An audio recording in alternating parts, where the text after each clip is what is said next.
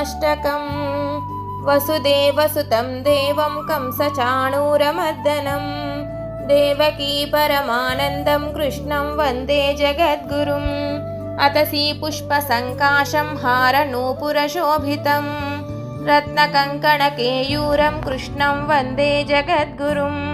कुटिलालकसंयुक्तं पूर्णचन्द्रनिभाननं विलसत्कुण्डलधरं कृष्णं वन्दे जगद्गुरुं। मन्दारगन्धसंयुक्तं चारुहासं चतुर्भुजं बर्हिपिञ्छावचूडाङ्गं कृष्णं वन्दे जगद्गुरुम्।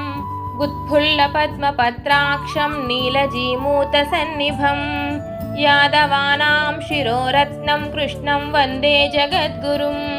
रुक्मिणीकेलिसंयुक्तं पीताम्बरसुशोभितम् अवाप्ततुलसीगन्धं कृष्णं वन्दे जगद्गुरुं। गोपिकानां कुचद्वन्द्वकुङ्कुमाङ्कितवक्षसं श्रीनिकेतं महेश्वासं कृष्णं वन्दे जगद्गुरुं। श्रीवत्साङ्कं महोरस्कं वनमाला विराजितं शङ्खचक्रधरं देवं कृष्णं वन्दे जगद्गुरुं।